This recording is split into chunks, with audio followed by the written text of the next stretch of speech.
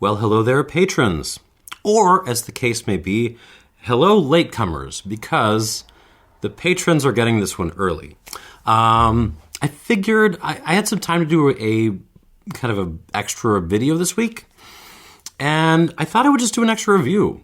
Not try to be clever and thematic and stuff, just do some extra reviews. And we're not reviewing some carrot brandy that like 3 people care about. No. In this bonus review, which goes up early for the people paying me money and helping out all the rest of y'all get access to this stuff, I think we would review pretty much the hottest rum release of the year so far. Papalin High Ester Blend. This is part of Velier's Papalin series, which has included a really, really awesome Haiti. A previous Jamaica I wasn't super duper hot on. A really good reunion blend, which I'm going to review one of these days.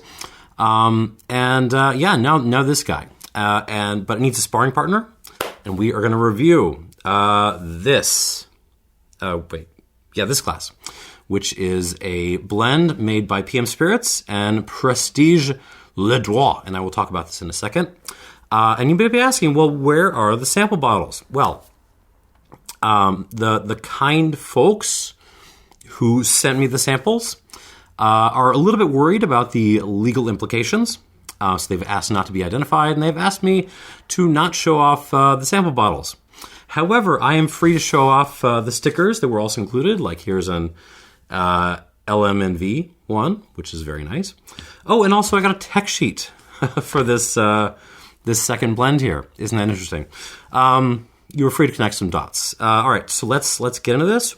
We're going to do the Papalin High Ester first, and then this little Hampden blend here. So what is this thing? This is a blend, a 5-year-old blend where every component was aged at its own distillery. So tropically aged for 5 years minimum. And the components are Worthy Park WPL, which is actually one of the lower ester marks at Worthy Park. But added to that is Hampden C H, which is the second highest ester mark that Hampden makes, and also some Long Pond STCE, which is kind of right in the middle of the continental range. Now, the question I have, and I'm going to get to the tasting, is where the hell does Velier keep getting Long Pond stocks, tropically aged Long Pond stock? Because it's not like... Long Pond continues to supply the big rum brokers, Maine and Shear, in Europe. So it's not that hard to get continentally aged Long Pond, but tropically aged? So Long Pond is controlled by the National Rums of Jamaica Consortium, which has kind of as hangers-on the governments of Jamaica and Demerara Distillers, Diamond. But the controlling interest is... the West Indies Rum Distillery, which is controlled by Plantaray, which is controlled by Maison Ferrand, which has a vested interest in making sure that very, very little Long Pond comes out that is not under the Plantaray name. Except for the every once in a while you will see a Long Pond brand bottling, which is outrageously priced and seems to have been designed from the outset to be a shelf turd. How about that? Who would have thought? So where the hell is Velier getting this stuff? Oh, footnote. I swear I'm going to taste these things in a second, but footnote. A bit of a story that flew under the radar among the rum nerds a couple of weeks ago. I think back in January. NRJ, National Rums of Jamaica, made a antitrust lawsuit against Ray and Nephew Overproof for anti-competitive practices, which sounds bad. Oh no, what's Ray and Nephew been doing? What is the objection here? The objection is that Ray and Nephew has been behaving anti-competitively by having too many aging warehouses in Jamaica. How outrageous is that? Why wouldn't Ray just ship totes of unaged rum to be, treated overseas like every reasonable rum producer? How dare they, build facilities and hire people on the island where this rum is actually made? I will link it up down below. It is, if you know the background of Ferran's efforts to kind of, dismantle the Jamaican rum GI, you will get a huge laugh out of it. Anyways, on to the rum. So this is a blend of rather light Worthy Park with heavier Hampden and Long Pond. Trelawney stuff. 5 years old. Reasonably priced. This is like under $70. And 57% alcohol. So if this is good, this is a buy.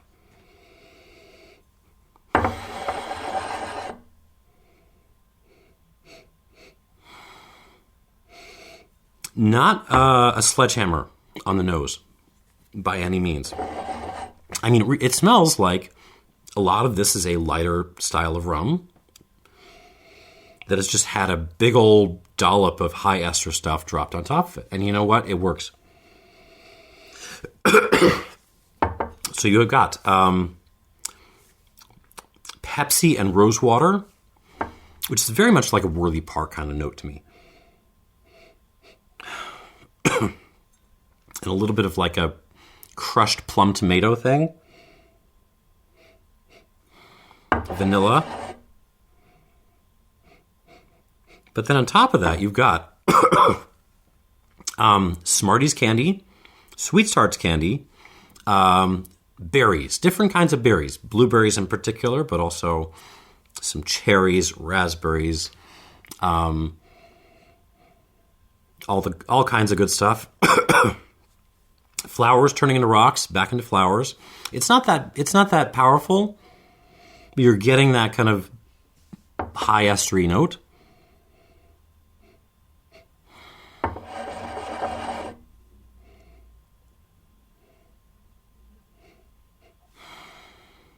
More Pepsi. I don't mind the Pepsi. Pineapple upside down cake. Some tobaccos as well, like just Virginia flake.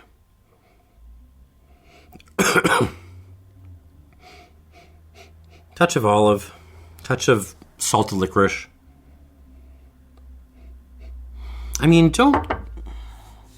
So, not having tasted this yet, I will give out an initial warning. Don't go to this thing expecting a big old ester bomb like some of the aged high ester Hampdens that are kind of floating around out there. This doesn't seem like that's the play here. It just smells like a really good rum blend, honestly. All right, on the palate.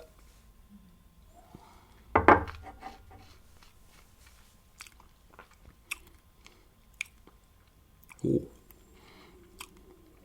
I like you. On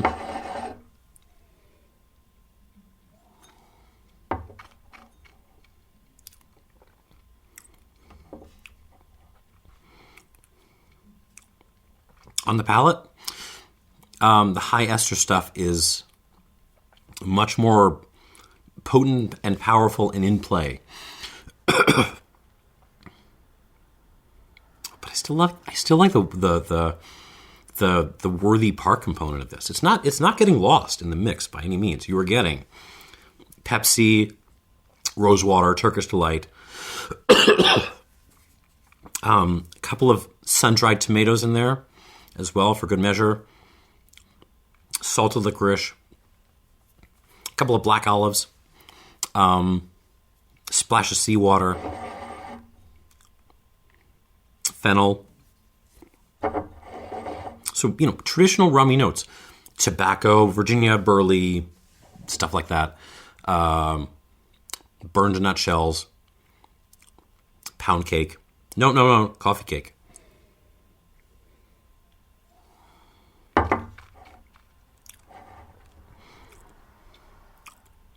But then on top of that, And kind of like intertwining with that, really like powerful blueberry pie notes. Blueberry pie with Smarties like broken up and sprinkled on top. Black pepper, tons of black pepper, orange peel, pineapple. Is there lemon in this? But there's lime. There's a little bit of lime peel. Flowers, rocks.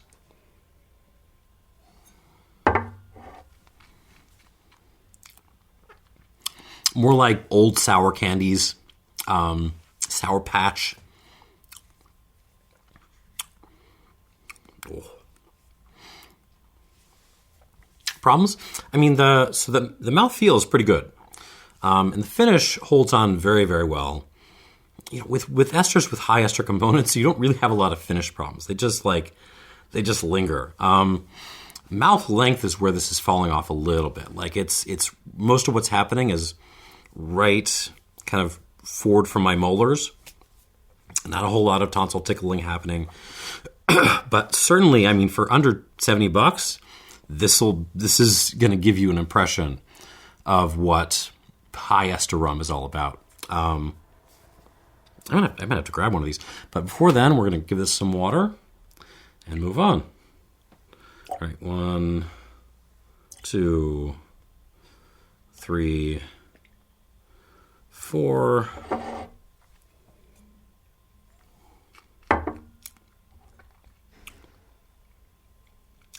I'll leave it there.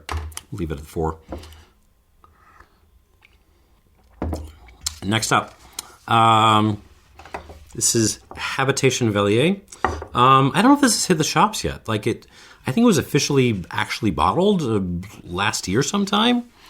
But there's very little indication on the internet that this is kind of floating around out there in retail yet. But keep an eye out for it.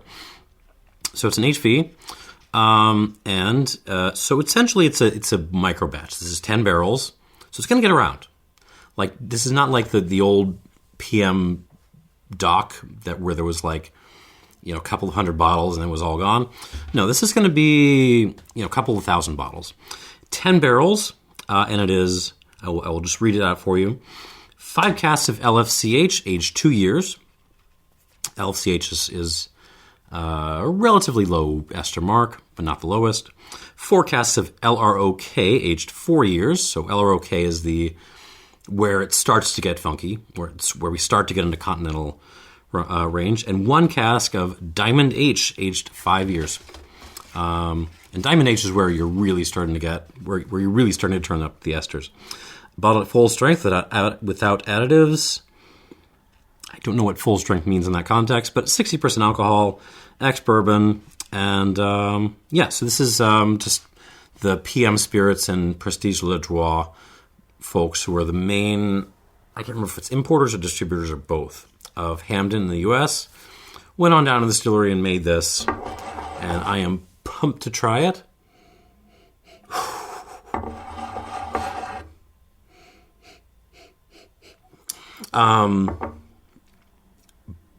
Butterscotch candies all day long.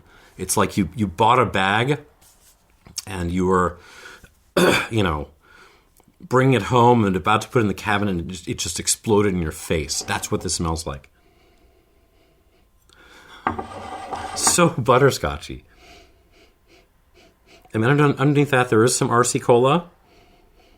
And a really, just an entire southern dessert cart. So lane cake, pineapple upside down cake, coffee cake. There's flake tobacco, Virginia flake, a fennel, a little brininess, mixed olives. The butterscotch is just gorgeous. So here's what I wanted to do. Here's how I wanted this to go, because I think this is probably going to be more expensive than the Papalin. I wanted to come out here and say, don't buy this blend. It's too expensive for what it is. It's low ester mostly. Buy the Papalin instead. And I don't know if that's how this is going to go.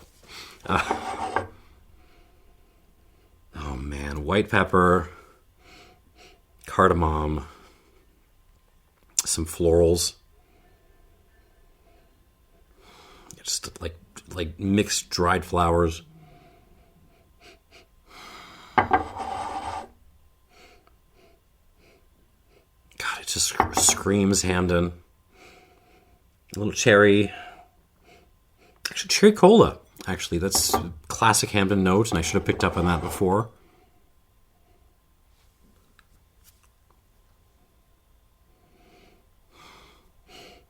Yeah, I mean, this is probably, the Papalin is probably pipping it on esters. It does have that halo of Smarties and stuff that this does not have, but, like the dessert cart butterscotch explosion on this thing cannot be denied. There's even a little bit of pickle juice. Oh, I like this. On the nose, or on the palate, I'm sorry.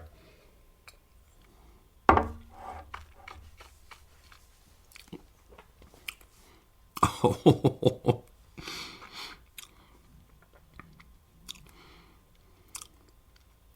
And out of nowhere,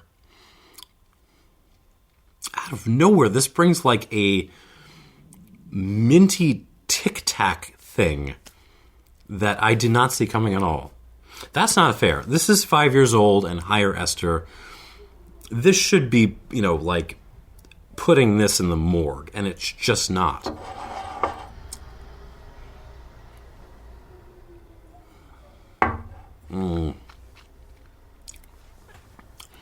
Yeah, mint Tic Tacs, but like Tic Tacs that have been touched by God himself.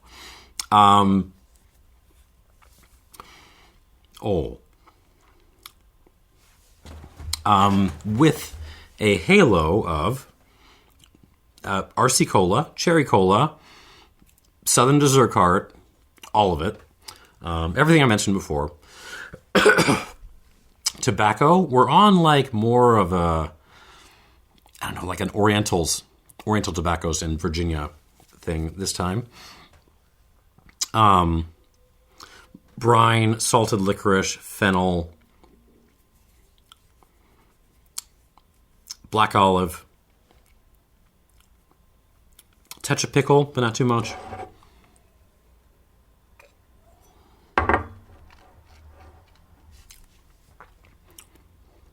Oh, it is floral though. Just a big old batch of, it's like floral essence. It's rose water. It's, like almost you're drinking Febreze or something, but there's also like a fresh, stemmy floral component in this as well. Maybe that's also just part of the minty Tic Tac thing. I'm looking for butterscotch in the palate, but it's not so much there. It's more of a nose thing.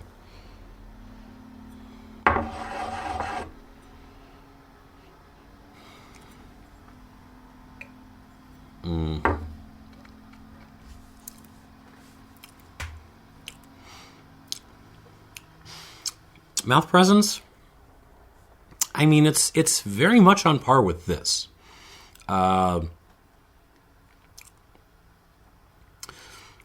Finish might actually be hanging on a hair bit longer. There's a little bit more of an overstewed tea. There's more tannin on this. I wonder if the casks were just a little bit fresher. But it still, has a little bit of a short mouth length. The mouthfeel is still really good though. This is a very, very fun comparison. I wasn't expecting it to be as fun as it is. All right, let's give this some water. We'll come back.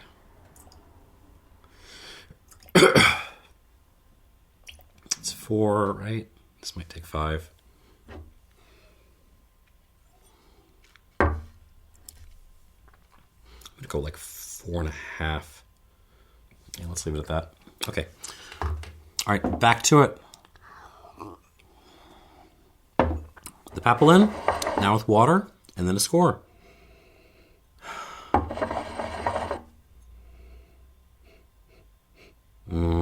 It is more restrained in the nose, but it's also,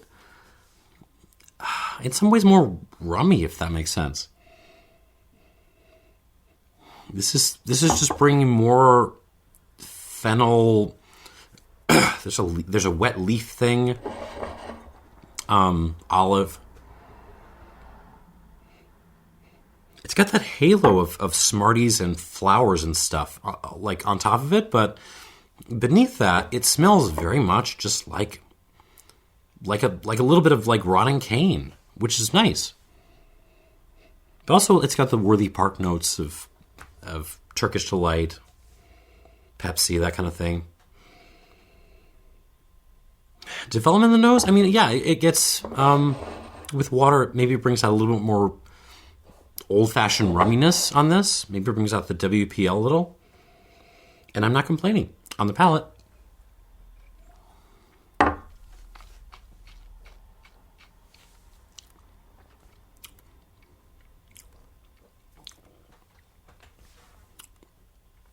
one more time.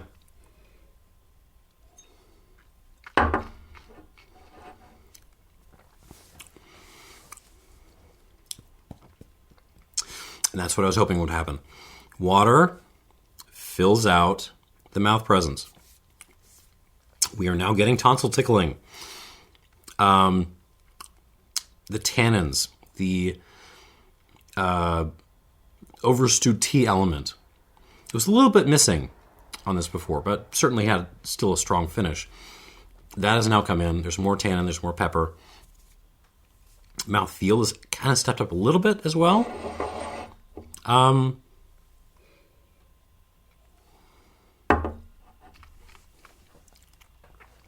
Development on the flavors? No, not really. I mean, it still feels like a very, it feels like what it is. It feels like a blend of a lighter Worthy Park. And you're getting those kind of like rummy, caney flavor elements with a little bit of higher ester madness. A lot of high ester madness. Yeah, I like this a lot. So, score-wise, I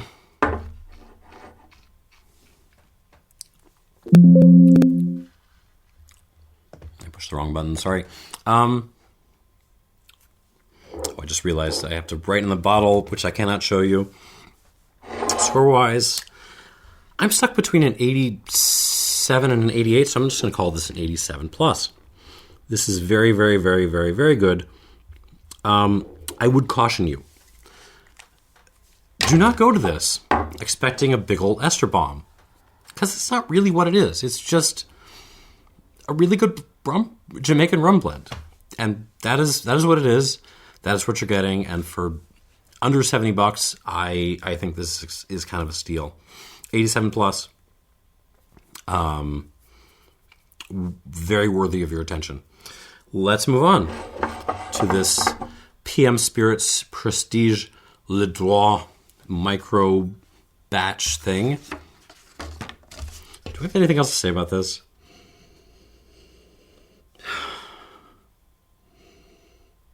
No, not really. On the nose.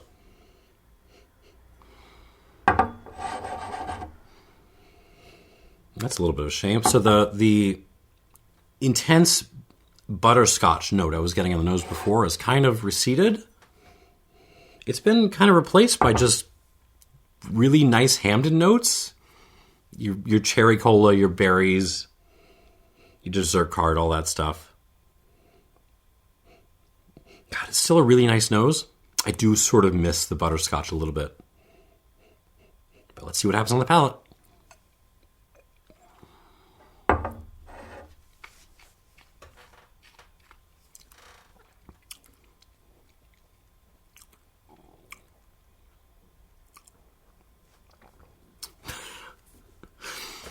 Where did the butterscotch go? It went to the palate. Now it's showing up.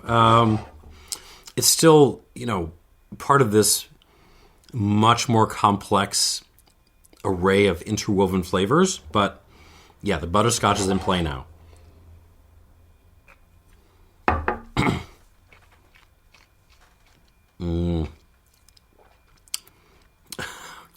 Oh,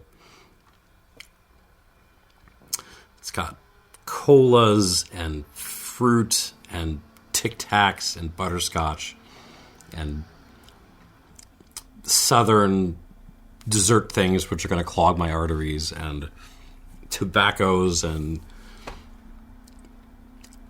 olives and herbs and spices. It's kind of got everything I want in a Hampden.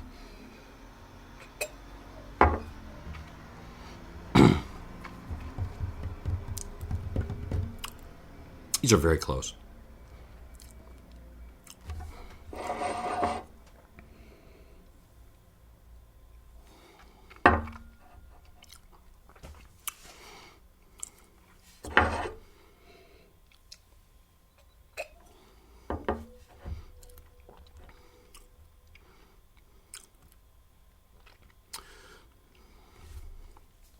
I think the HV blend just takes it by a little bit. I'm going to give this an 88. Really, it has to do with the complexity. There's just a little bit more density of flavors on the palate with this one. 88 points. But that being said, for something that is probably, I haven't really seen a lot of pricing, but it's probably going to be 40 to 50 bucks more expensive than this one. I think the value winner is pretty clear. So yeah, there you go. Velier High Ester Blend, 57%. 87 plus. Go grab it. It's a heck of a lot better, in my opinion, than the standard Papalin blend, the 7-year-old. And one of the better kind of sub 100 aged Jamaican blends out there. This HV from PM and PL, this is good. I think it's more for completists, but if you're a butterscotch maniac and a Tic Tac maniac and you love your Hampdens, this is probably worth a grab. 87 plus, 88. Thanks for watching, and cheers.